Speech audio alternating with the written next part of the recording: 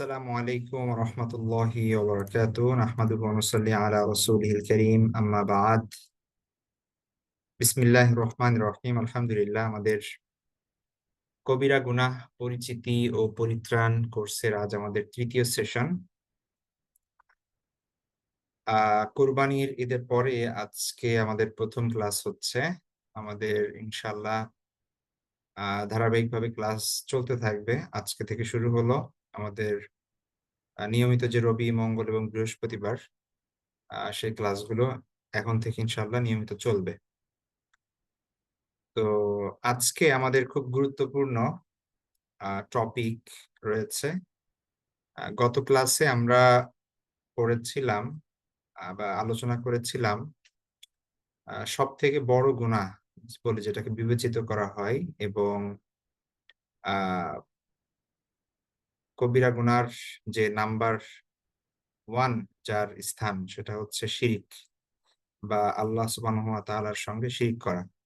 তো এই ব্যাপারে আমরা বিস্তারিত আলোচনা করেছি, এগুলোর প্রকার, এগুলোর ভয়াবহতা, তারপরে কোরআন এবং হাদিস থেকে কোরআন এবং হাদিসে এগুলোর ব্যাপারে কি বলা হয়েছে, এগুলোর বর্তমান রূপ কেমন।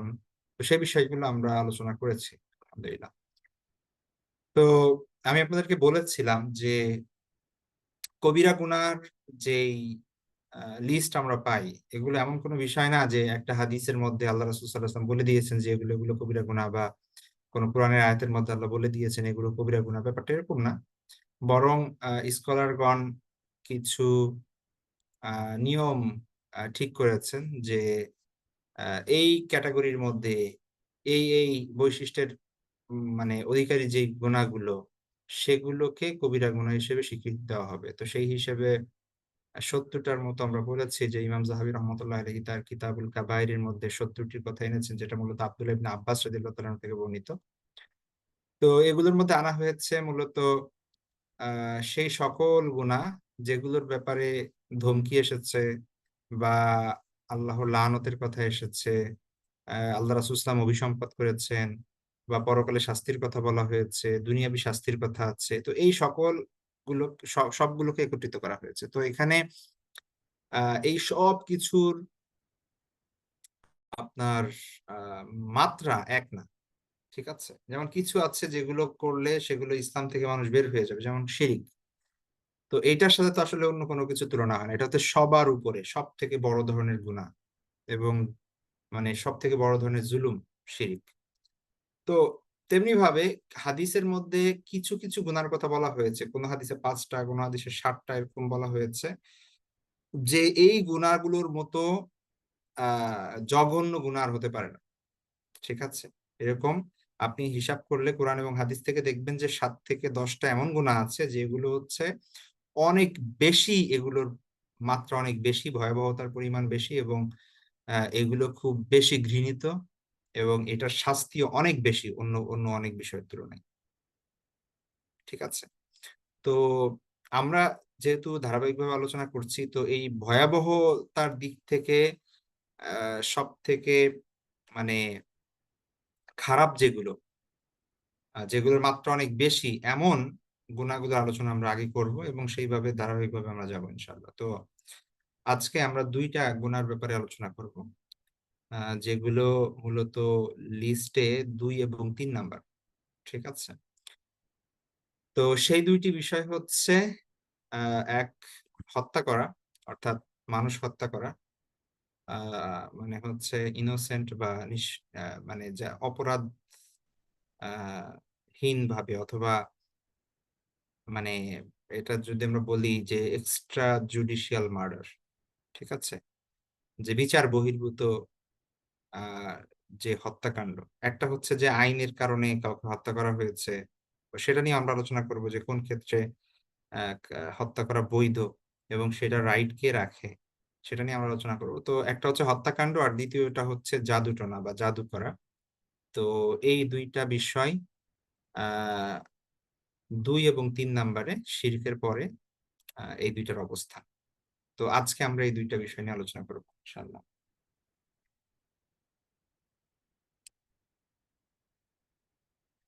তো প্রথমত আমরা আসি মানুষ হত্যা করা সম্পর্কে দুইটা আয়াত কোরআনের আমরা একটু দেখি অন্য সকল বিষয় দেখার আগে।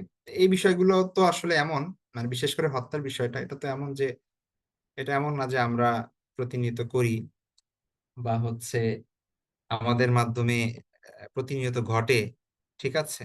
তো যেমন মিথ্যা বলা হারাম বা হচ্ছে গীবত করা, এগুলো কবিরা গুনাহ। কিন্তু এগুলো দেখা যাচ্ছে আপনি যদি হিসাব করেন যে আমাদের কাছ থেকে প্রতিনিয়ত এগুলো প্রকাশ পায়, ঠিক আছে? হত্যা এমন একটা বিষয়, এটা তো আসলে সবার থেকে প্রকাশ পায় না। তো এটার মানে এটার যে মাত্রা, এটাও অনেক বেশি, মানে ভয়াবহতা। তো কোরআনের দুইটা আয়াত আমরা আগে দেখি, তারপরে ইনশাল্লাহ বাকি বিষয়টা গুলো নিয়ে আমরা আলোচনা করব। সূরা মায়েদার ৩২ নম্বর আয়াতে আল্লাহ সুবহানাহু ওয়া তাআলা, একটা দীর্ঘ আয়াত, এই আয়াতের আগেও কিছু আছে, পরের কিছু আছে, মূলত বনু ইসরাইলদের আহ কথাও এখানে আছে। তো এখানে আমাদের উদ্দেশ্য আয়াতের যতটুকু অংশ, সেই অংশটুকু এখানে রাখা হয়েছে যে মান কতালা নাফসাম বিগাইরি নাফস আও ফাসাদ ফিল আরদ ফাকাআন্নামা কতালান নাসা জামিআ। যে ব্যক্তি কাউকে হত্যা করলো, মানে হত্যা করলো অন্য কাউকে হত্যা করার অপরাধে না, অথবা পৃথিবীতে ফাসাদ সৃষ্টি করেছে এই অপরাধে না, ঠিক আছে? বিনা অপরাধে কাউকে হত্যা করলো, তাহলে সে যেন ফাকাআন্নামা কতালান নাসা জামিআ, সে যেন পৃথিবীর সমস্ত মানুষকে হত্যা করলো। তাহলে আল্লাহ সুবহানাহু ওয়া তাআলার কাছে একজন নিরপরাধ মানুষ, ঠিক আছে, একজন নিরপরাধ মানুষকে হত্যা করা কেমন যেন পুরো হিউম্যান কাইন্ড, পুরো মানব জাতিকে হত্যা করার সমান। মানে এখানে দেখেন আল্লাহ সুবহানাহু ওয়া তাআলা কিন্তু বলেন নাই যে মান কতালা মুসলিমান অথবা মান কতালা আপনার আহ মুমিনান, ঠিক আছে, অথবা আল্লাহর কোনো প্রিয় বান্দাকে যে হত্যা করলো সে, যে কোনো নিরপরাধ মানুষকে কেউ যদি হত্যা করে। কারণ আল্লাহ সুবহানাহু ওয়া তাআলা মানব জাতিকেই আলাদা একটা সম্মান দিয়ে সৃষ্টি করেছেন, এবং মানুষের মৃত্যুর আগ পর্যন্ত তার তো মানে কি গ্যারান্টি আপনি দিতে পারবেন যে সে ঈমান আনবে না বা আল্লাহকে মানবে না? একজন খুব মানে ভয়াবহ রকমের অপরাধী বা হচ্ছে আল্লাহর সাথে শিরিক করে বা ইসলামের বিরোধিতা করে, এমন মানুষও হতে পারে যে এট দ্য এন্ড সে হ্যাঁ ঈমান গ্রহণ করে সব গুনাহ থেকে সে মুক্তি পেয়ে একদম নিষ্পাপ হয়ে যাবে এবং দুনিয়ার সব থেকে ভালো মানুষে পরিণত হবে, হতেও পারে, ঠিক আছে? তো ওটা তো তার মৃত্যুর আগ পর্যন্ত সেই সুযোগ আছে, তাই না? ওইটা যদি আমরা নাও দেখি, তারপরেও প্রত্যেকটা মানুষ, সে চাই সে যেমনই হোক না কেন এবং তার ধর্মবিশ্বাস যাই হোক না কেন, তাকে হত্যা করার অধিকার আল্লাহ কাউকে দেন নাই। কারণ এই জীবন এটা আল্লাহর সৃষ্টি, আল্লাহ সৃষ্টি করেছেন।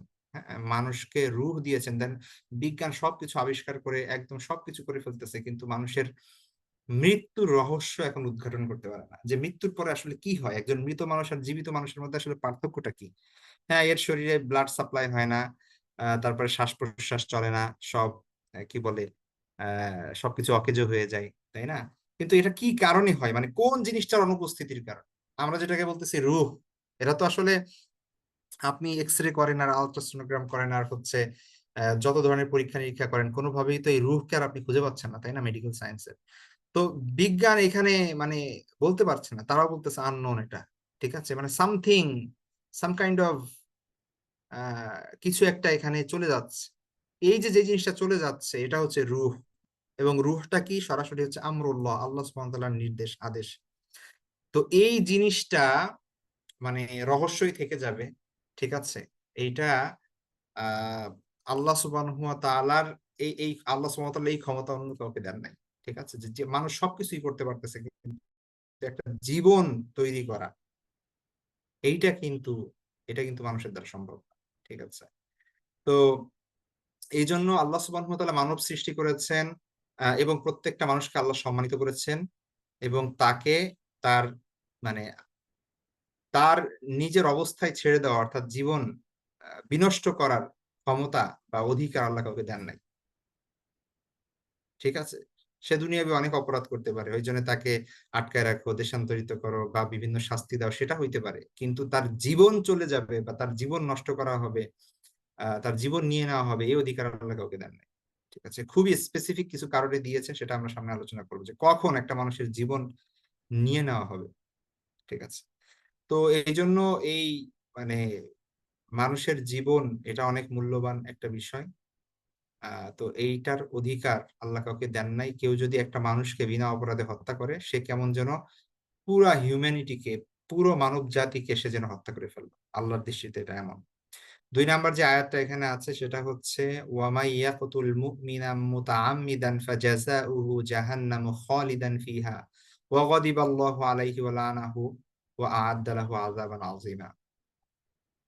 যে ব্যক্তি আয়াতটা ভালো করে খেয়াল করেন। যে ব্যক্তি কোনো মুমিনকে ইচ্ছাকৃত হত্যা করে, মানে একজন মুসলমানকে যার ঈমান আছে, এমন ব্যক্তিকে কেউ যদি ইচ্ছাকৃত হত্যা করে তাহলে তার প্রতিদান হলো জাহান্নাম। এবং কেমন জাহান্নাম? খালিদান ফিহা, সে সেখানে চিরস্থায়ীভাবে থাকবে। ঠিক আছে, মানে চিরস্থায়ী জাহান্নামী সে। ব্যাপারটা বোঝার চেষ্টা করেন কতটা ভয়ানক ব্যাপার। কেউ যদি ইচ্ছাকৃত হত্যা করে কোনো মুমিন বান্দাকে, ঠিক আছে, ওয়া গাদিবাল্লাহু আলাইহি, আল্লাহ তার উপর রাগান্বিত হন, ওয়া লানাহু, এবং তার উপর অভিসম্পাত করেন, ওয়া আ'আদ্দা লাহু আযাবান আযীমা, এবং তার জন্য মহা শাস্তি আল্লাহ প্রস্তুত করে রেখেছেন। ঠিক আছে, তো এখন এই আয়াতের ব্যাখ্যা নানানভাবে স্কলাররা দেন। কারণ হচ্ছে এখানে আমরা জানি যে কেউ যদি কোনো মানুষকে মানে কেউ যদি কোনো গুনাহ করে, যেমন কাবীরা গুনাহ করে, তাহলে তার ঈমান তো মানে যতক্ষণ না সে কুফর বা শিরিক করছে ততক্ষণ তো তার ঈমান যাবে না। আর কেউ যদি মুসলমান হিসেবে মৃত্যুবরণ করে, যে অপরাধী করুক না কেন, at the end of the day একটা সময় না একটা সময় সে শাস্তি ভোগ করার পরে তার ঈমানের কারণে সে জান্নাতে ফিরে যাবে। কিন্তু এখানে আল্লাহ বলছেন যে খালিদান ফিহা, সে সেখানে চিরস্থায়ীভাবে থাকবে জাহান্নামের মধ্যে। তাহলে কতটা ডেঞ্জারাস বিষয়। ঠিক আছে, এটার কিছু ব্যাখ্যা আমরা সামনে পড়বো ইনশাআল্লাহ, যে এই আয়াতের তাহলে ব্যাখ্যাটা কি, আর আসলেই কি কেউ কাউকে হত্যা করলে তার চিরস্থায়ী জাহান্নাম। তো এটা নিয়ে সামনে একটা হাদিস আছে, ওইটা পড়লে আমাদের কাছে ক্লিয়ার হবে ব্যাপারটা। তো যেটা বলছিলাম যে আদম সন্তান বা বনি আদমের মূল্য আল্লাহর কাছে অনেক বেশি। আল্লাহ বলছেন ওয়ালাকাদ কাররামনা বানি আদামা। আল্লাহ বনি আদমকে, হিউম্যান বিইং কে আল্লাহ সুবহানাহু ওয়া তাআলা মর্যাদা দান করেছেন, সম্মানিত করেছেন। হ্যাঁ, তো আর ওয়া হামালনাহুম ফিল বাররি ওয়াল বাহরি ওয়া রাযাকনাহুম মিনাত তাইয়্যিবাতি ওয়া ফাদ্দালনাহুম আলা কাসীরিম মিম্মান খালাকনা তাফদীলা। আল্লাহ বলছেন যে স্থলে জলে আমি তাদেরকে বাহনের ব্যবস্থা করেছি, আর তাদেরকে রিজিক দিয়েছি, উত্তম রিজিক। আর আমার অনেক সৃষ্টির থেকে তাদেরকে কি করেছি? সম্মানিত করেছি। মানুষকে আল্লাহর কত রকমের সৃষ্টি, হাজারো রকমের সৃষ্টি, সেই অন্য মাখলুকের উপর আল্লাহ সুবহানাহু ওয়া তাআলা আমাদেরকে শ্রেষ্ঠত্ব দান করেছেন। সূরা বনী ইসরাইল ৭০ নম্বর আয়াতে আছে। তো এই জন্য আদম সন্তান মানেই সে স্পেশাল মর্যাদার অধিকারী, তার প্রাণের মূল্য আছে। এখন এই জন্য অন্যায়ভাবে তাকে, তার রক্তপাত ঘটানো বা তাকে হত্যা করা, এইটা ভয়াবহ রকমের অপরাধ। ঠিক আছে, ইসলামে কিছু বিধান আছে যেই অপরাধের, কিছু অপরাধ এমন আছে যেগুলোর সাজা মৃত্যুদণ্ড, কোরআন এবং সুন্নাহ থেকে সেটা প্রমাণিত। ওই সকল কারণ ছাড়া অন্য কোনো কারণে একজন আরেকজনের রক্তপাত করতে পারবে না বা তার মৃত্যুদণ্ড দিতে পারবে না বা হচ্ছে তাকে হত্যা করতে পারবে না। এই অধিকার কাউকে আল্লাহ সুবহানাহু ওয়া তাআলা দেন না। ঠিক আছে, তো অন্য আমাদের ভুল ত্রুটি হতে পারে, অনেক সময় আমরা গুনাহ করে ফেলি, তাই না? যেটা বলছিলাম যে আমরা অনেক সময় গীবত করে ফেলি, মিথ্যা কথা বলে ফেলি, বা হচ্ছে এমন অনেক কিছু ঘটে আমাদের। কিন্তু মানে অনেক ধরনের পাপকর্ম অপরাধের সাথে আমরা যুক্ত হতে পারি, কিন্তু কবিরা গুনার এই অনেক কবিরা গুনাহ আমাদের সাথে হইতে পারে। কিন্তু কিছু কিছু ঘটনা, কিছু কিছু অপরাধ, মানে শত অপরাধের মাঝেও এমন রয়েছে যেগুলো এতটা জঘন্য এবং ভয়াবহ, যেগুলো কোনো মুমিনের থেকে এটা প্রকাশ পেতে পারে না, এটা হইতেই পারে না। ঠিক আছে, তো মানব হত্যা এমন একটা অপরাধ। আল্লাহ বলছেন ওয়ামা কানা লিমুমিনিন আইয়াকতুলা মুমিনান, এটা হতেই পারে না একজন মুমিনের জন্য যে সে আরেকজন মুমিনকে হত্যা করবে। ঠিক আছে, তবে ইল্লা খতআন, ভুলবশত অ্যাক্সিডেন্টলি কোনো কিছু হয়ে যাওয়া, সেটা আলাদা ব্যাপার। ঠিক আছে, ওইটা হয়তোবা মানে ওইটার জন্য হয়তো আল্লাহ মাফ করে দিবেন, যে যেটা আপনার হাতে নাই। ধরেন আপনি গাড়ি চালাচ্ছেন, গাড়ি ব্রেক ফেল হলো, কোনো সেখানে কোনো মানুষ মারা গিয়েছে, অথবা আপনি আহ, তীর তীর ছুঁড়ছেন শিকারের জন্য, কিন্তু ওইটা মানে হঠাৎ সেখানে আপনি জানেন না এমন কেউ ছিল, আনএক্সপেক্টেডলি তার লেগেছে, বা এরকম অনেক অনেক ধরনের অনিচ্ছাকৃত ইয়া হতে পারে, সেটা আলাদা ব্যাপার, ঠিক আছে। সেটা তো আহ সেটা তো এক তো হচ্ছে দুনিয়াবি বিচার কি হতে পারে, সেটা হচ্ছে আপনি যেখানে আছেন তার হিসেবে সেটার বিচার হবে।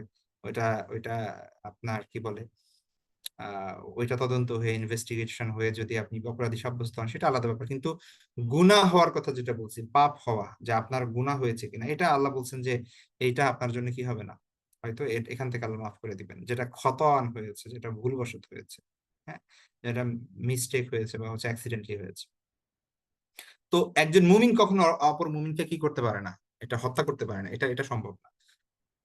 আর আল্লাহ সুবহানাহু ওয়া তাআলা কোরআনুল কারীমে হত্যাকাণ্ডের ব্যাপারে বলছেন যে ওয়ালা তাকতুলুন নাফসাল্লাতী হারামাল্লাহু ইল্লা বিল হক, আর তোমরা এমন প্রাণকে হত্যা করো না আল্লাহ যাকে হত্যা করা হারাম করেছেন, তবে শরীয়ত অনুযায়ী তোমাদের যদি হক থাকে সেটা আলাদা ব্যাপার। এখন এটা নিয়ে আমরা আলোচনা করব যে শরীয়ত কি কি হক দিয়েছেন আমাদেরকে, যে কোন কোন ক্ষেত্রে একটা মানুষকে হত্যা করা যাবে এবং সেটা কে করবে বা কার দ্বারা এটা সংগঠিত হবে, সেই বিষয়গুলো নিয়ে আমরা আলোচনা করব। বাকি এই আয়াত এবং আপনি যে সূরা ফুরকানের 68 থেকে 69 নম্বর আয়াত পড়েন, সেখানেও দেখবেন আল্লাহ সুবহানাহু ওয়া তাআলা এই আয়াতগুলোর মাধ্যমে বোঝাচ্ছেন যে হত্যা করা এটা সুস্পষ্ট হারাম, এই ঘোষণা আল্লাহ দিয়ে দিয়েছেন, ঠিক আছে। একটা হাদিসের মধ্যে আসে, এবং সেই হাদিসটা নিয়ে আমরা এর আগে যে বিষয়টা নিয়ে আলাপ আলাপ করলাম, আমরা এই যে যে আয়াতটা প্রথমে দেখলাম সূরা নিসার 93 নম্বর আয়াত, যে আল্লাহ বলছেন যে ওয়ামাই ইয়াকতুল মুমিনা মুতাআম্মিদান ফাজাযাউহু জাহান্নাম খালিদান ফিহা, যে ব্যক্তি ইচ্ছাকৃতভাবে কোনো মুমিনকে হত্যা করে তার পরিণাম হচ্ছে চিরস্থায়ী জাহান্নাম। এটা যে আল্লাহ বললেন, এটার সাথে পরে এই হাদিসটা একটু মিলান দেখেন, কারণ কি সে চিরস্থায়ী জাহান্নাম কেন।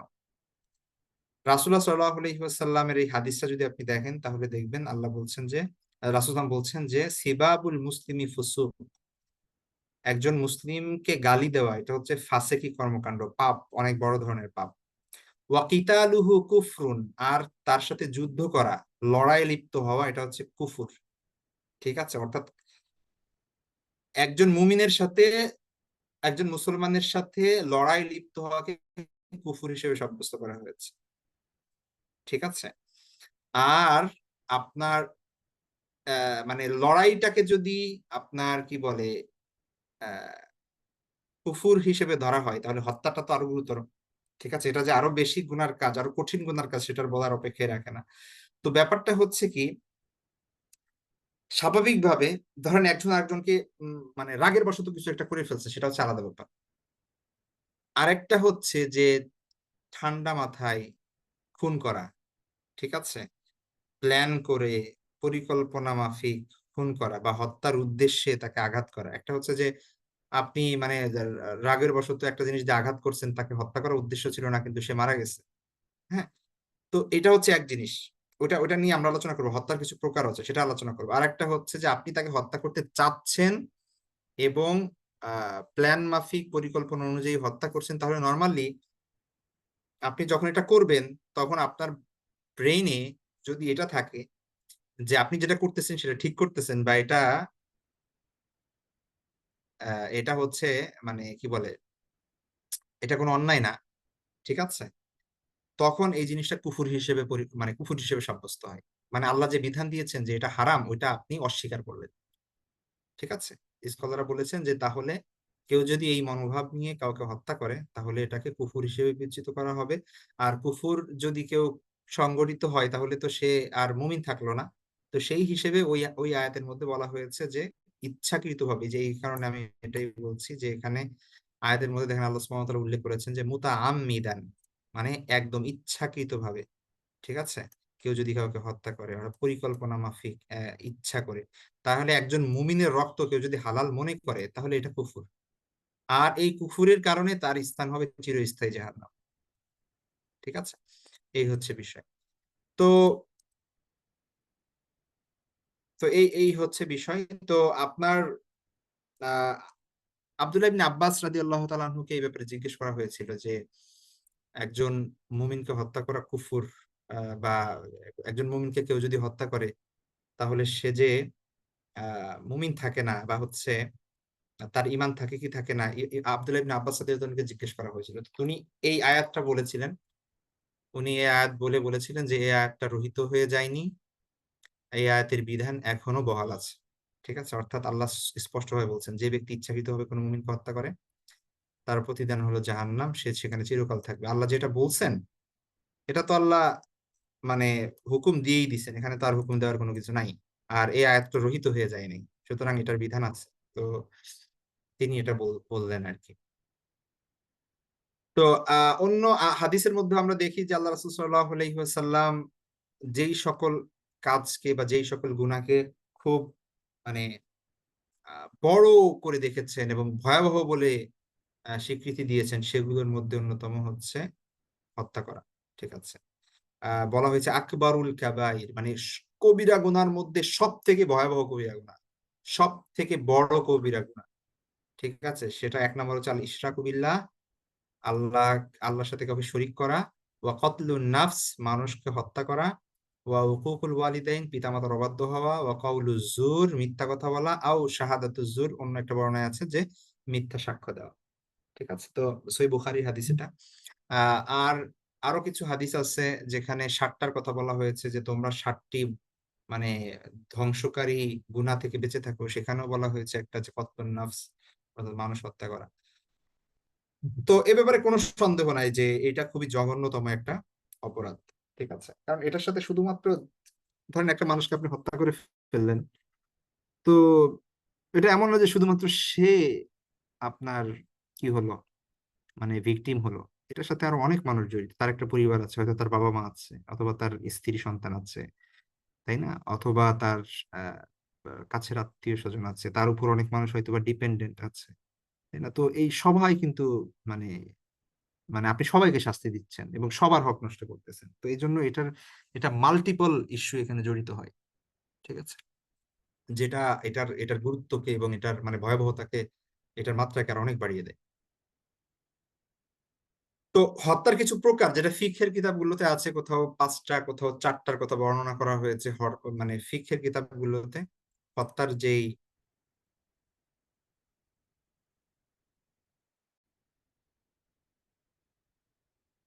হত্যার যেই প্রকারগুলো বর্ণনা আছে সেগুলো নিয়ে একটু কথা বলি।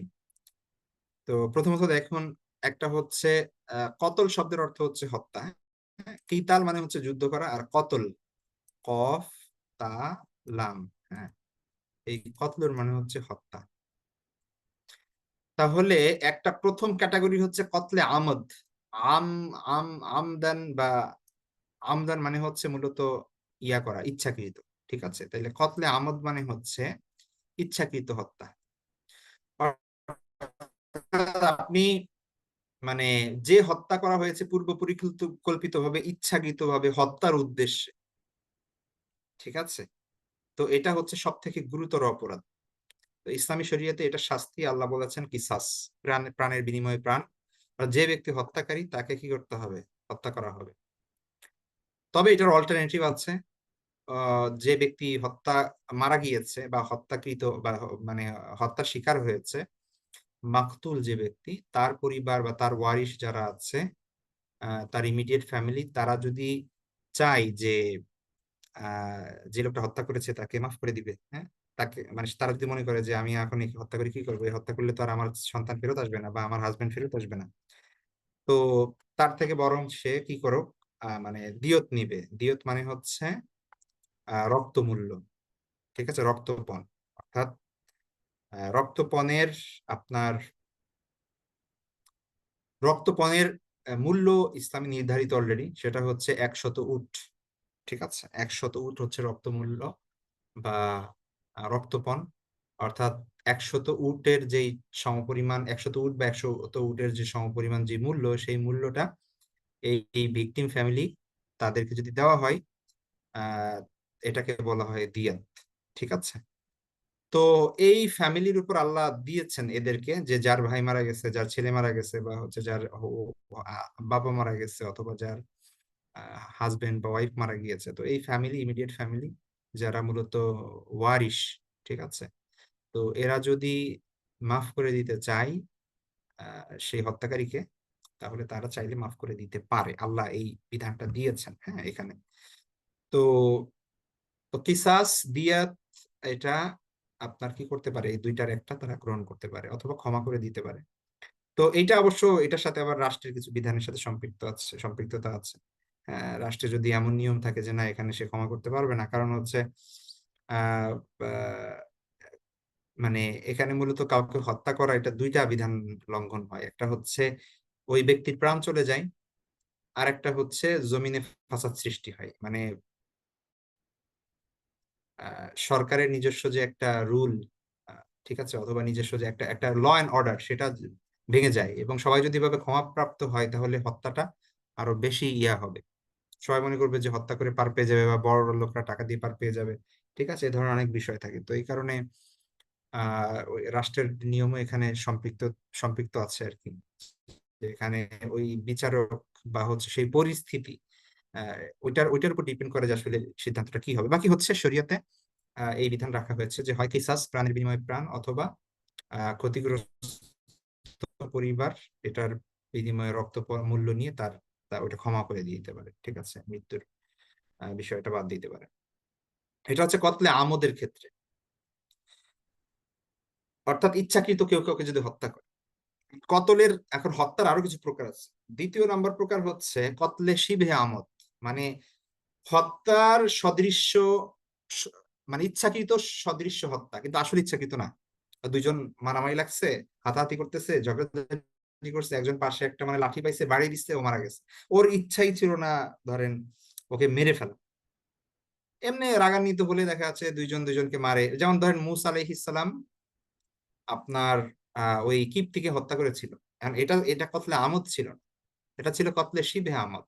ঠিক আছে, আর তিনি এটা ঘুষি মারছেন, ঘুষি তো আর ইচ্ছা মানে তাকে হত্যা করার উদ্দেশ্যে মারেন নাই, তাকে শাস্তি দেওয়ার উদ্দেশ্যে মারছেন, বা হচ্ছে ঝগড়া লাগছে ওই রাগের বশে তিনি একটা ঘুষি দিয়ে দিয়েছেন।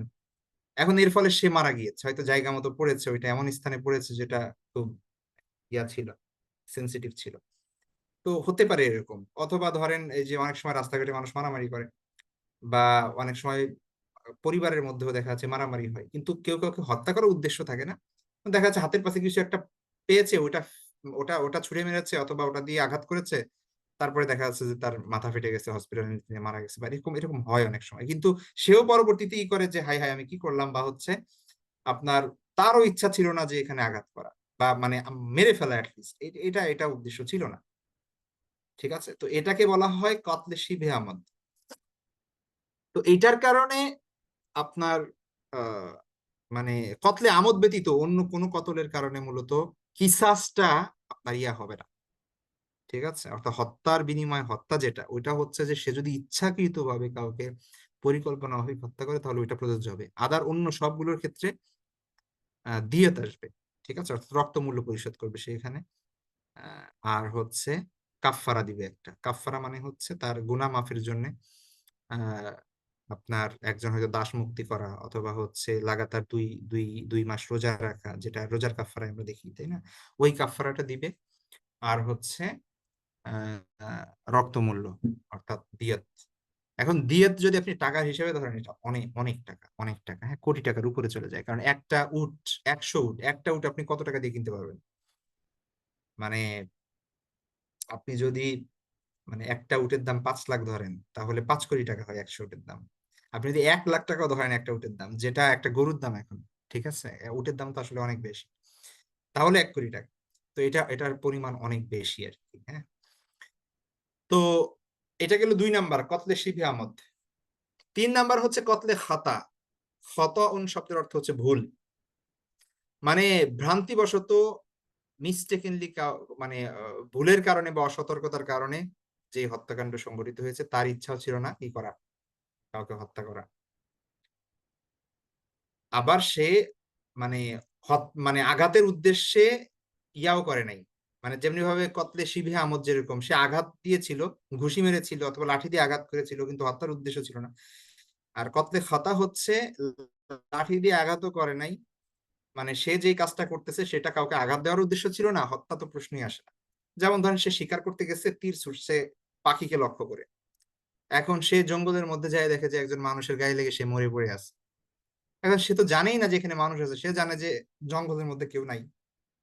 ঠিক আছে, অথবা ধরেন হচ্ছে এই ধরনের আপনার কি বলে গাড়ি চালাইতে গিয়ে, ঠিক আছে, যেটা বললাম যে আপনার গাড়ির ব্রেক ফেল হয়েছে বা এমন কিছু, হ্যাঁ, অথবা কেউ কোনো একজন মানুষ তার হঠাৎ সামনে চলে আসছে, এটা তো তার আসলে কিছু করার নাই এখানে, ঠিক আছে, এবং তার গাড়িতে লেগে সে সে লোক হত্যা মানে সে লোক মারা গিয়েছে। তো এগুলো হচ্ছে কতলে খতা।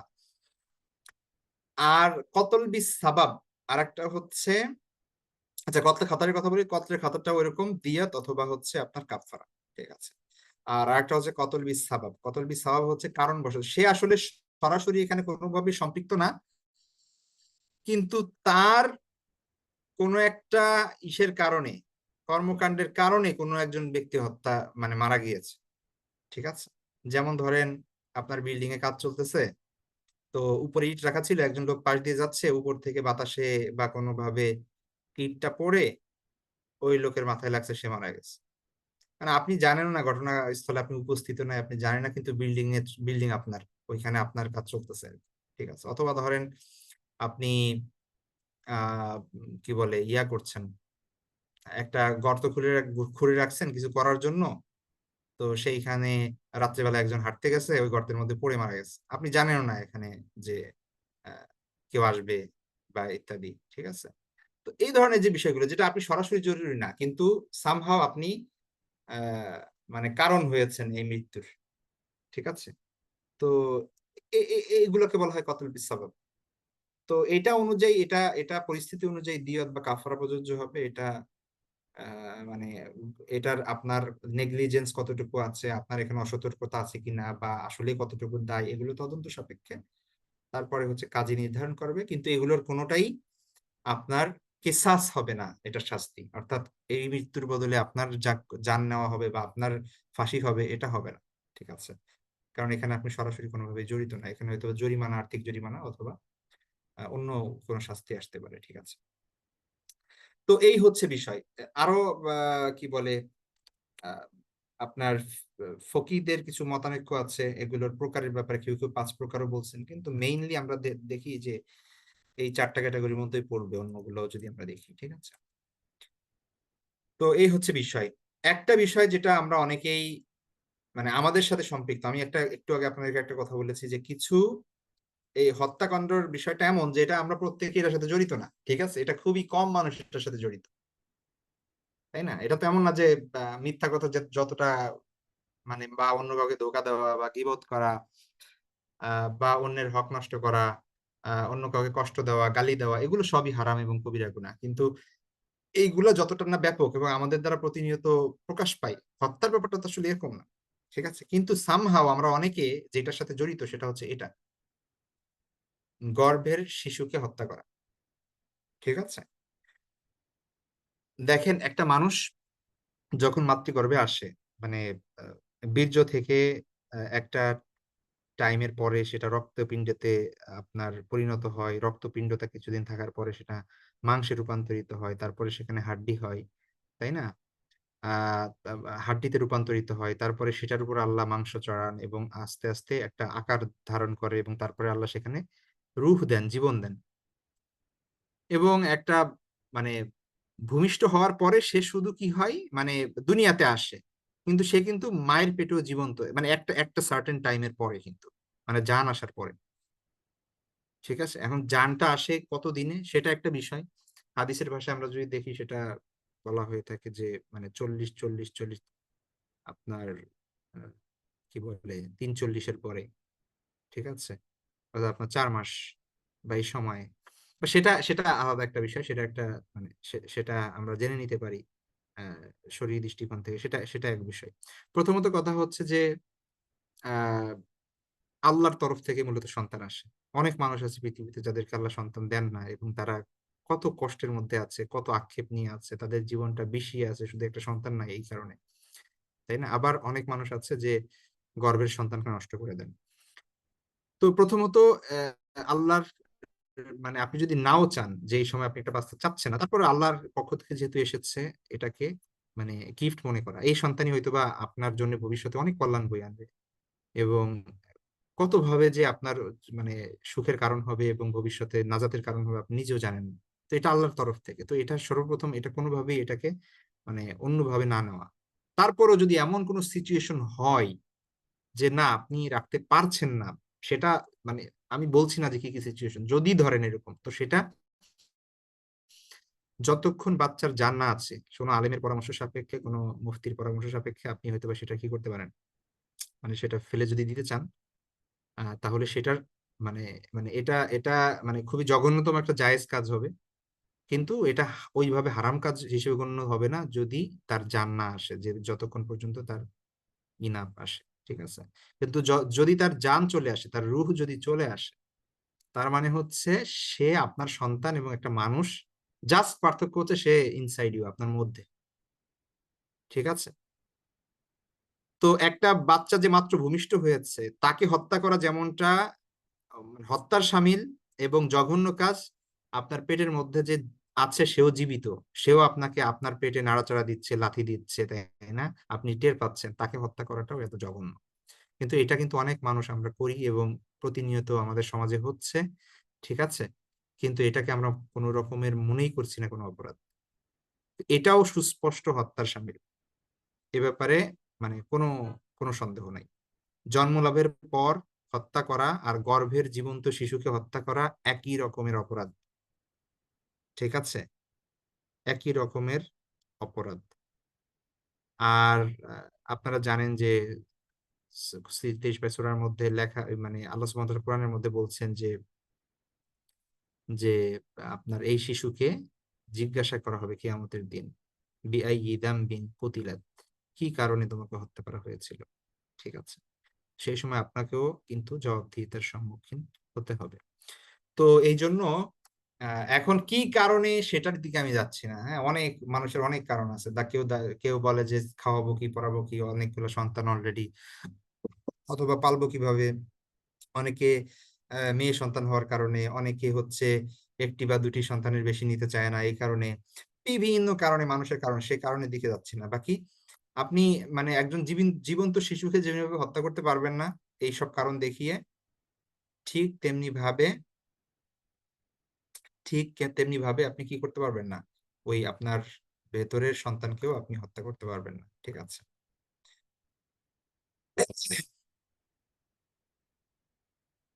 এখন কথা হচ্ছে যে কোন কোন ক্ষেত্রে হত্যার বৈধতা দেওয়া হয়েছে শরীয়তে। প্রথমত হচ্ছে যে আপনাকে আমাকে অ্যাজ এ ইন্ডিভিজুয়াল শুধুমাত্র একটা ক্ষেত্রে হত্যা বৈধ। সেটা হচ্ছে যে আপনাকে কেউ হত্যা করতে আসছে, বা আপনার জীবন হুমকির মুখে পড়েছে, তো সেই ক্ষেত্রে আত্মরক্ষার কারণে আপনার মানে আত্মরক্ষার্থে আপনার দ্বারা কেউ হত্যার শিকার হয়েছে। ঠিক আছে? সেটা হচ্ছে এক বিষয়, যে আপনি যদি এখানে তাকে ইনা করতেন, মানে বাধা না দিতেন, তাহলে সে হয়তো বা আপনার পরিবার, আপনার জীবন, মানে সেইখানে হয়তো বা কি হতো, মানে হত্যার শিকার হতো। তো এটা একটা বিষয়, আত্মরক্ষা। বাকি অন্য কোনো ক্ষেত্রে অ্যাজ এ ইন্ডিভিজুয়াল ব্যক্তিকে শরীয়ত এই অধিকার দেয় না যে সে অন্য কাউকে হত্যা করতে পারবে। ভালো করে মনে রাখেন, হত্যার বৈধ কিছু ক্ষেত্র আছে, কিন্তু সেটা হচ্ছে কারা করবে, এটা রাষ্ট্রীয় পর্যায়ে আপনার আহ রাষ্ট্রীয় কর্তৃপক্ষের মাধ্যমে এটা হতে হবে, ব্যক্তিগতভাবে না। যেমন পিসাস, হত্যার বদলে হত্যা। কোন একজন ব্যক্তি হত্যাকারী, এই জন্য আপনারা সবাই মিলে তাকে হত্যা করে ফেললেন, বা হচ্ছে আপনি বললেন যে আমি তাকে হত্যা করব, এই অধিকার আপনাকে দেওয়া হয়নি। ঠিক আছে? আপনি তার বিরুদ্ধে অভিযোগ দায়ের করতে পারেন, সে যদি প্রমাণিত হয় তাহলে সরকার ব্যবস্থা নিবে, অথবা বিচারক ব্যবস্থা নিবে, তার যে আইন আছে সে আইন ব্যবস্থা নিবে। এটা আপনার অধিকার নাই যে আপনি এই আইন নিজের হাতে তুলে নেবেন, এই অধিকার দেওয়া হয়নি। রাষ্ট্র আরো কিছু মানে রাষ্ট্র কর্তৃক শরিয়ার কিছু আরো কিছু ক্ষেত্র আছে যেসব জায়গায় হত্যা বৈধ। যেমন ধরেন ফাসাদ ফিল আরদ, ব্যাপক পরিমাণে সন্ত্রাসবাদ বা রাহাজানি, ঠিক আছে, এরকম কোন নৈরাজ্য, বিশৃঙ্খলা, বিপর্যয় সৃষ্টি কেউ যদি করে, তো তাদের ব্যাপারে রাষ্ট্র কি করতে পারবে, শরিয়ত মানে মৃত্যুদণ্ডের বিধান কার্যকর করতে পারবে। মুরতাদের ব্যাপারে ইসলামী রাষ্ট্রের যারা প্রকাশ্যে ইসলাম ত্যাগ করে, ঠিক আছে, তাদের বিরুদ্ধে মুসলমানদের ক্ষতি সাধন করে, তারপরে হচ্ছে আল্লাহ রাসূল সাল্লাল্লাহু আলাইহি ওয়াসাল্লামের অবমাননা করে, কোরআনের অবমাননা করে, এই ধরনের মানুষ যারা আছে এদেরকেও কি করে, তাদের তাদের অপরাধের গুরুত্বকে সামনে রেখে তাদেরকেও কি করা যাবে, মানে মৃত্যুদণ্ড দেওয়া যাবে। আর শরীয়তে আরেকটা বিষয় তোমরা জানি অলরেডি নির্ধারিত আছে যে বিবাহিত পুরুষ বা মহিলা যদি ব্যভিচারে লিপ্ত হয়, জিনায় লিপ্ত হয়, তাহলে সেটার শাস্তিও কিন্তু মৃত্যুদণ্ড। ঠিক আছে। এখন কথা হচ্ছে আপনার গ্রামে একজন মানুষ যে বিবাহিত, সে জিনা করছে, এখন এই জন্য আপনি যে তাকে হত্যা করতে পারবেন এটা না কিন্তু। দুইটা দুইটা কিন্তু আলাদা জিনিস। এইটা কে করবে, এটা বিচার কার্য, তার আগে প্রমাণিত হতে হবে যে সে অপরাধী। মানে এই প্রমাণটা কে করবে? এটা তো ব্যক্তিগতভাবে আপনি করতে পারবেন না। এটা করবে কোর্ট, এটা করবে হচ্ছে কাজী, বিচারক। তাই না? একটা সিস্টেমেটিক ওয়েতে গিয়ে প্রমাণিত হবে সে আইদার গিলটি কিনা অথবা ইনোসেন্ট কিনা। তাই না? তো তারপরে ওইটা ওইটা রাষ্ট্রীয়ভাবে ব্যবস্থা নেবে। এখানে কোনোটাই এমন না যে আপনি নিজে কি করতে পারবেন, এটা হাতে তুলে নিতে পারবেন। এটা কোনো কোনো ক্ষেত্রে পারবেন না। ঠিক আছে। কেউ একজন নিজে বলছে যে আমি নাস্তিক বা আমি এখন থেকে ইসলাম না, সে ইসলাম ত্যাগ করছে, আপনার অধিকার নাই যে আপনি তাকে যে হত্যা করবেন। ঠিক আছে। আপনার এই অধিকার নাই, ব্যক্তিগতভাবে এই অধিকার কাউকে দেওয়া হয়নি, এটা রাষ্ট্রীয় বিধান। ঠিক আছে। তো এই বিষয়গুলো মাথায় রাখতে হবে। তো বৈধ হত্যার ক্ষেত্রে মানে এই না যে আমার আপনার জন্য বৈধ। আচ্ছা, আরেকটা গুরুত্বপূর্ণ বিষয় সেটা হচ্ছে আপনি যদি আল্লাহ রাসূল সাল্লাল্লাহু আলাইহি হাদিসটা দেখেন, তাহলে দেখবেন যে তিনি বলছেন কুল্লু যামবিন আসাল্লাহু আইয়াগফিরাহু। যে আবু দারদা থেকে বর্ণিত এই হাদিস, সুনান নাসাইতে আছে, আবু দাউদে আছে, যে প্রত্যেক গুনাহ আল্লাহ সুবহানাহু ওয়া তাআলা চাইলে কি করতে পারবেন, মানে ক্ষমা করে দিবেন। আল্লাহ চাইলে সব গুনাহ ক্ষমা করে দিবেন। ইল্লা মান তাবা মুশরিকান, মাতা মুশরিকান, তবে যে মুশরিক অবস্থায় মারা গেল এই ব্যক্তিকে আল্লাহ ক্ষমা করবেন না। আর আউ মুমিনুন কতালা মুমিনান মুতাআম্মিদান, এক মুসলমান আরেক মুমিনকে ইচ্ছাকৃতভাবে হত্যা করছে, আল্লাহ তাকে ক্ষমা করবেন না। ঠিক আছে। ভালো করে দেখেন, আও মুমিনুন কতালা মুমিনান মুতাআম্মিদান, ইচ্ছাকৃতভাবে একজন আরেকজনকে হত্যা করছে, এক মুমিন আরেক মুমিনকে, এই মুমিনকেও আল্লাহ কি করবেন না, ক্ষমা করবেন না। তো এই জন্য এই হাদিসের উপর ভিত্তি করে অনেক স্কলার এই মত পোষণ করেন যে ইচ্ছাকৃত কেউ যদি হত্যা করে তার তওবা কবুল হবে না। তবে অধিকাংশ আলেমের মতে হত্যাকারী যদি আন্তরিকভাবে তওবা করে আর তার যে নিহত ব্যক্তির ওয়ারিশ আছে তাদের কাছে ক্ষমা চায় বা দিয়ত দেয়, আহ, এবং আল্লাহর কাছে ক্ষমা প্রার্থনা করে, তাহলে আল্লাহর রহমত থেকে নিরাশ হওয়া যাবে না। আহ, উম, আল্লাহ হয়তো ক্ষমা করবেন তাকে। ঠিক আছে। কেন এই কথা বলা হলো? কারণ হচ্ছে সে তো আর, মানে যে তওবা করার কথা বলা হচ্ছে, আল্লাহ তো বলে নাই যে তওবার রাস্তা বন্ধ। আল্লাহ বলছে যে এই অবস্থায় যদি মৃত্যুবরণ করে, যেমন মুশরিক অবস্থায় কেউ মৃত্যুবরণ করছে, এটা তো শিরিক, তো সব থেকে বড় গুনাহ। কিন্তু কেউ যদি শিরিক থেকে ফিরে আসে, এক সারা জীবন হিন্দু ছিল, সে পূজা করছে, মূর্তির শিরিক করছে, এখন যদি সে ফিরে আসে, তওবা করে এবং ইসলাম গ্রহণ করে, তার কি সেগুলো মাফ হবে না? অবশ্যই হবে। তো এটা হচ্ছে কেউ যদি মৃত্যুবরণ করে এই অবস্থায়, তাহলে তার কথা বলা হয়েছে। তো তেমনি ভাবে কেউ যদি হত্যা করে এবং সে যদি পরবর্তীতে ভুল বুঝতে পারে, সত্যিকার অর্থে তওবা করে, এবং সে যে অন্যের হক নষ্ট করেছে বা তো সেই ওয়ারিশদের কাছে যদি ক্ষমা চায় বা হচ্ছে দিয়ত দেয় এবং আল্লাহর কাছে তওবা করে, তাহলে ইনশাআল্লাহ কি হবে, সেও আহ আল্লাহর রহমত থেকে তো নিরাশ হওয়া যাবে না। আল্লাহ চাইলে তাকে ক্ষমা করবে, তার তার তওবার ইন্টেন্সিটির উপর ভিত্তি করে, আসলে সে কতটুকু তওবা করলো তার সিনসিয়ারিটির উপর ভিত্তি করে। ঠিক আছে। বাকি কেউ যদি তওবা না করে কাউকে হত্যা করে ওই অবস্থায় মৃত্যুবরণ করে, তাহলে তার জন্য খুবই ভয়াবহ অবস্থা সামনে অপেক্ষা করছে, যেটা আমরা কোরআন এবং হাদিস থেকে বুঝি।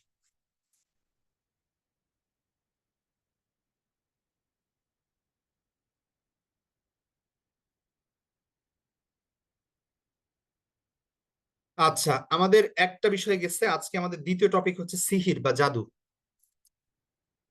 ঠিক আছে, সিহির বা জাদু।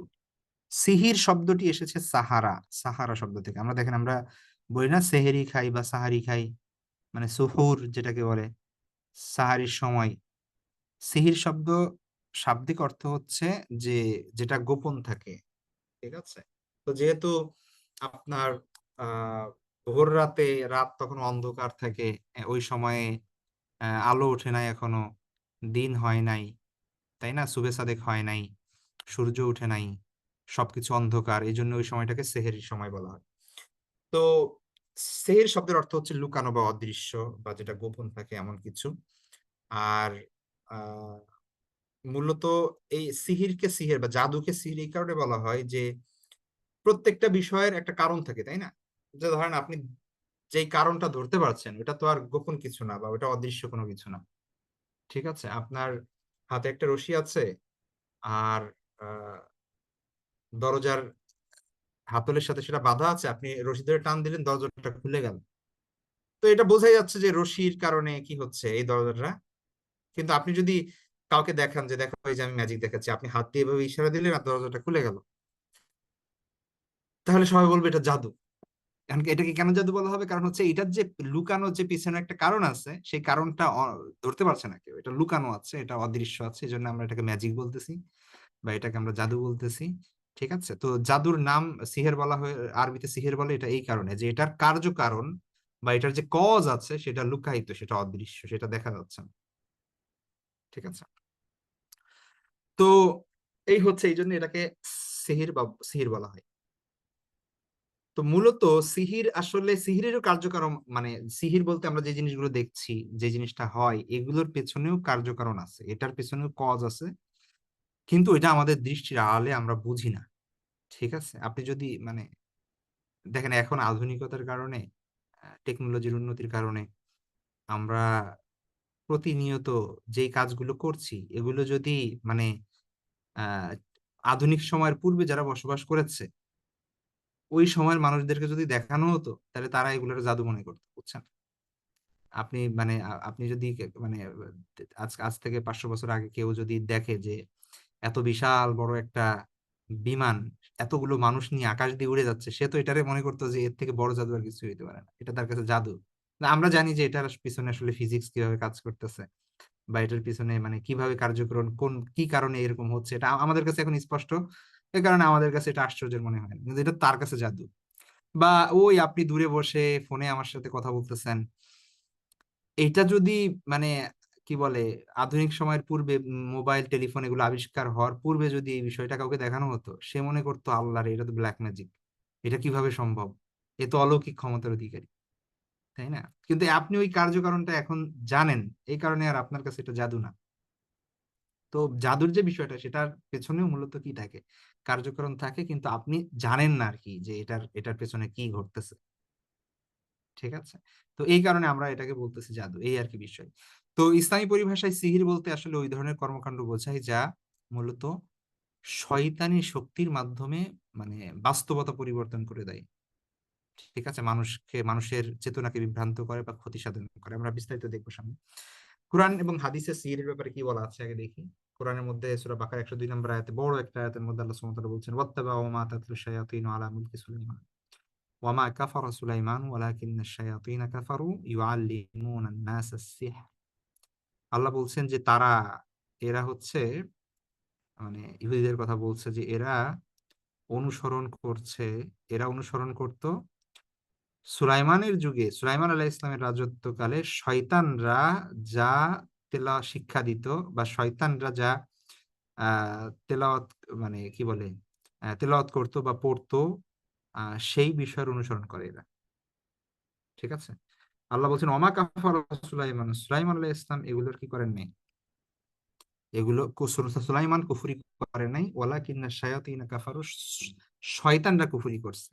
কিভাবে? ইউআল্লিমুনান নাস সিহর, মানুষকে সিহির শিক্ষা দিয়েছে, মানুষকে জাদু শিক্ষা দিয়েছে।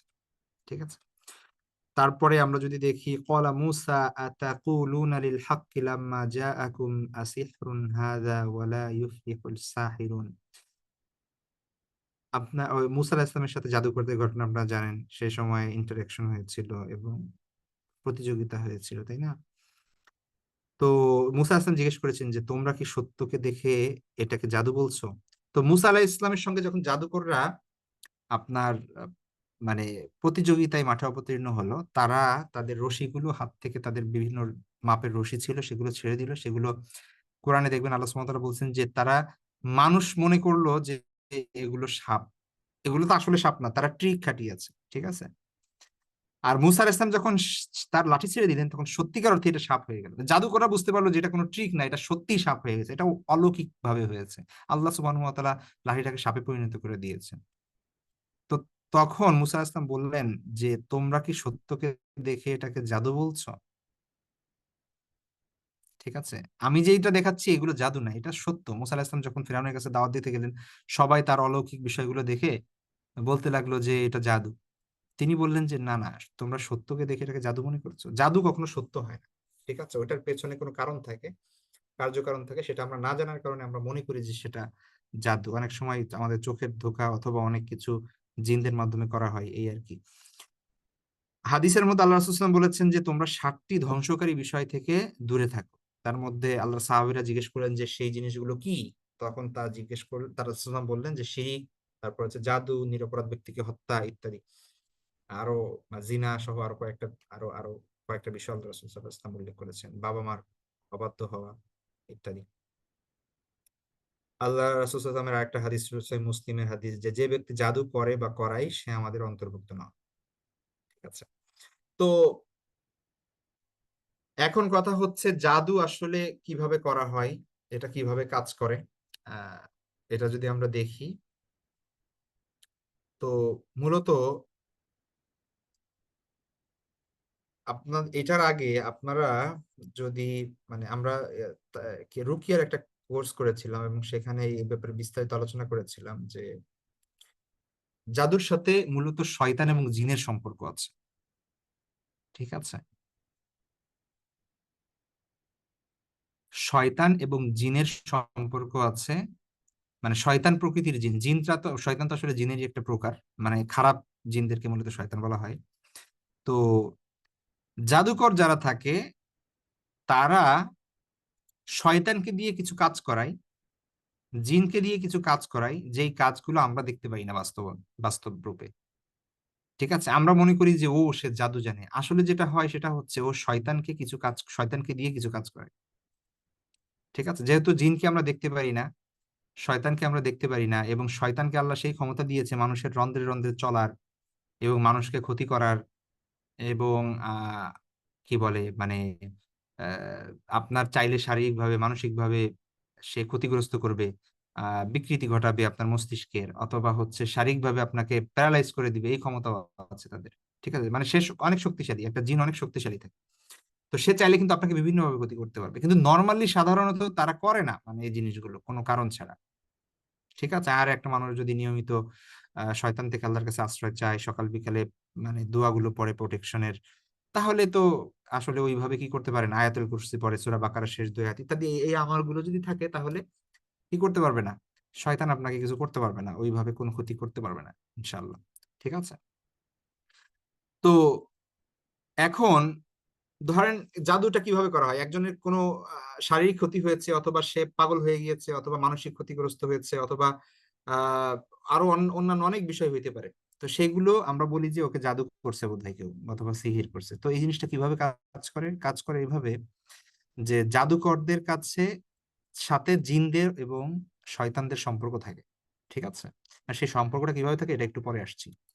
তো সেই জাদুকরের কথাই জিনরা তাদের হয়ে কিছু কাজ করে দেয়, সেটা কারো ক্ষতি করার মাধ্যমে হোক, কারো রিলেশন নষ্ট করার মাধ্যমে হোক, কারো আপনার মানে কোনো অসুস্থতার মানে প্রলং করার মাধ্যমে হোক, অনেকভাবেই তারা এই ক্ষতিগুলো করে থাকে।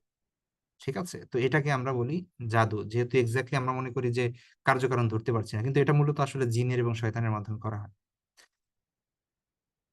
এখন স্বাভাবিকভাবে একজন আরেকজনের ক্ষতি করা, এটা তো অন্যায় এবং জুলুম, এবং আপনার এটা হচ্ছে কি, আপনার কি বলে এটাকে, এটা হচ্ছে আপনার কবিরা গুনাহ, এ ব্যাপারে তো কোনো সন্দেহ নাই। কিন্তু কুফুরকে মানে জাদু করাকে অনেকে কুফুর বলেছেন, অনেক ক্ষেত্রে এটা শিরকও হইতে পারে, আবার অনেক ক্ষেত্রে এটা মানে বড় ধরনের কবিরা গুনাহ, এ ব্যাপারে তো কোনো সন্দেহ নাই। কেন? কারণ হচ্ছে কি, এই যে যেই জাদুকররা জিন বা শয়তানকে দিয়ে কাজ করায়, আপনার কি মনে হয়, আপনি যদি এখন বলেন একটা জিনকে যে আমার এই কাজ করে দাও, আপনি করে দেবো? আপনার কথাই তো শুনবে না, বা আপনি জানেনও না এরা কোথায় আছে, তাই না?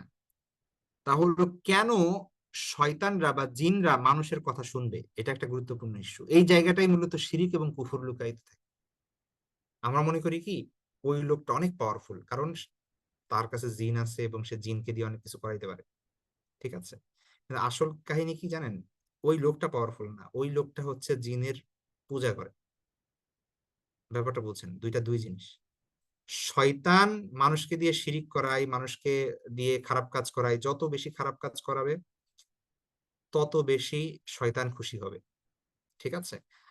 আর মানুষের সাথে শয়তানের যেহেতু ইনহেরেন্টলি একটা মানে প্রতিযোগিতা আছে, কে শ্রেষ্ঠ, তাই না? আল্লাহ সুবহানাহু ওয়া তাআলা যখন সকল ফেরেশতাকে বললেন যে সেজদা দাও, তখন ইবলিস দিল না, সে বলল যে আমি তো ওর থেকে শ্রেষ্ঠ। তো তার শয়তানদের যে একদম বাপ ইবলিস,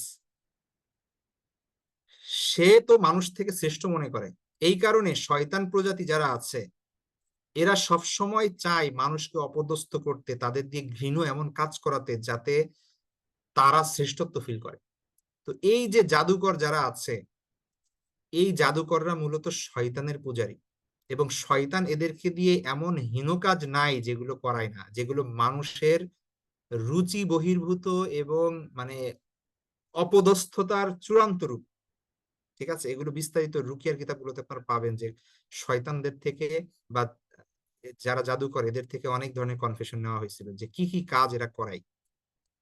ঠিক আছে, মানে খুবই জঘন্য জঘন্য কাজ এরা করায়, যেগুলো শিরিক এবং কুফুর সম্পৃক্ত থাকে, এবং আরো অনেক জঘন্য জঘন্য বিষয় করায়, এবং এগুলো করে জিন এবং খারাপ শয়তান যারা আছে এরা খুব মানে গর্ববোধ করে, এবং কৃতজ্ঞতা স্বরূপ এ জাদুকর যখন কিছু বলে যে আমার একটা এই কাজ করে দাও বা অনুরোধ করে, তখন তারা কিছু একটা করে দেয়।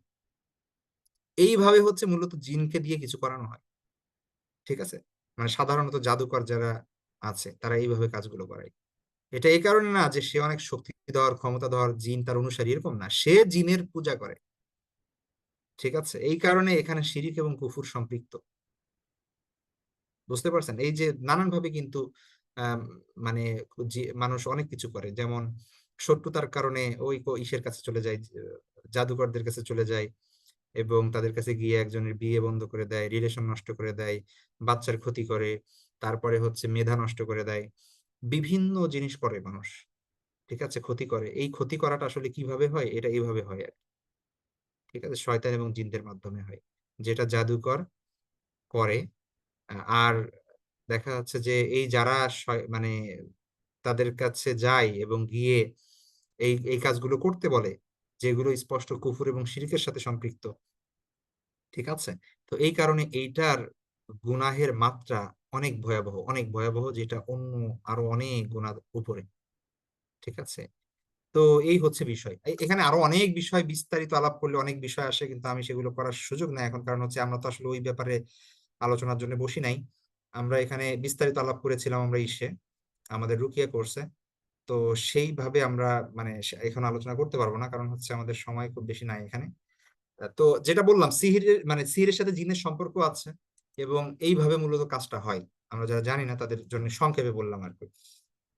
তো অনেকভাবে আপনার সিহির করা হয়, কারো নাম দিয়ে, জন্ম তারিখ দিয়ে, বাবা মায়ের নাম দিয়ে সেগুলোর মাধ্যমে সিহির করা হয়, অথবা কারো ব্যক্তিগত জিনিস, চুল, নখ, পোশাক ইত্যাদি ব্যবহার করা যে জিনিসগুলো, এগুলো ব্যবহার করেও আপনার সিহির প্রয়োগ করা হয় বা জাদু প্রয়োগ করা হয়।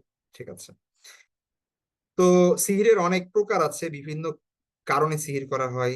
অনেকে কাউকে ভালোবাসতে বাধ্য করার জন্য সিহির করা হয়, স্বামী স্ত্রী বা বন্ধুদের মধ্যে বিচ্ছেদ ঘটানোর জন্য করা হয়, বা শরীর বা শারীরিক বা মানসিক অবস্থা দুর্বল করে ফেলার জন্য করা হয়, মস্তিষ্ক বিকৃতি ঘটানোর জন্য। এরকম অনেক কেস আছে যে খুব ভালো মেধাবী ছাত্র ছিল বা ছাত্রী ছিল, অনেক বুদ্ধিমান ছিল, অনেক ইয়া ছিল, কিন্তু হঠাৎ করে তার জাস্ট এভরিথিং ইজ গন। ঠিক আছে, পাগলের মতো হয়ে গেছে। তো এটা মানে সিহিরের কারণে হতে পারে এরকম। বিকৃতি ঘটানো হয় মস্তিষ্কে। তারপরে আর্থিক ক্ষতি সাধনের জন্য, ঠিক আছে, হঠাৎ হঠাৎ ব্যবসার দোকানে আগুন লেগে যাওয়া, বিভিন্ন রকমের এই ধরনের বিভিন্ন কাজ ইয়ারা করে। ঠিক আছে, এরকম করানো হয়। তো এগুলো যেহেতু আমাদের আজকের মেইন টপিক না, প্রত্যেকটা বিষয় নিয়ে আলাদা আলাদা করছি না, তো জাস্ট বললাম আর কি সিহিরের ব্যাপারটা। তো সিহির বা জাদুর বিধান, আহ একদল গবেষক আলেমদের মতে জাদু শেখানো, এগুলোর সংশ্লিষ্ট থাকা একটু স্পষ্ট হারাম, ব্যাপারে কোনো সন্দেহ নাই। ঠিক আছে, আর ইবনে কুদামা রাহিমাহুল্লাহ লিখেছেন যে জাদু শেখা তা শেখানো হারাম। এ ব্যাপারে আলেমদের কোনো মতভিন্নতা নাই। অনেক স্কলারের মতে এটা কুফুর। ঠিক আছে, এটা কুফুর। অর্থাৎ জাদুবিদ্যা চর্চা করা এটা কুফুর। কারণ হচ্ছে জাদুর মধ্যেই মূলত কুফুরের সংমিশ্রণ আসে, শিরকের সংমিশ্রণ আসে, আদারওয়াইজ এটা জাদুই হবে না। ঠিক আছে, মানে আপনি জিন আপনার কথা শুনবে কেন? ঠিক আছে, কেন শুনবে? আর কারো ব্যাপারে যদি জাদু করা হয়, তার মানে তো তার ক্ষতি সাধন করা। তো ক্ষতি সাধন, একজন ভালো জিন তো আর সে ক্ষতি সাধন করবে না অন্য। তো শয়তান টাইপের খারাপ জিন যেগুলো আছে সেগুলোই জাদুর সাথে সম্পৃক্ত থাকে, এবং এরা আপনার, আপনি তো আর তার মানে আত্মীয় লাগেন না যে আপনার কথা সে শুনবে।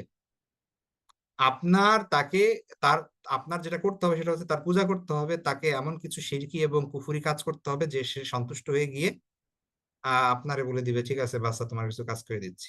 এই হচ্ছে জাদু মূলত। ঠিক আছে, তো এটা ইনহেরেন্টলি এটার মধ্যে আপনার কুফুর এবং শিরিক সংমিশ্রণ আছে। সুতরাং অনেক স্কলারের মতে, যেটা আবু হানিফা রহমতুল্লাহ, ইমাম মালিক, ইমাম আহমদ, আরো বেশিরভাগ ইমাম বলছেন জাদুবিদ্যা চর্চা এটা কুফুর।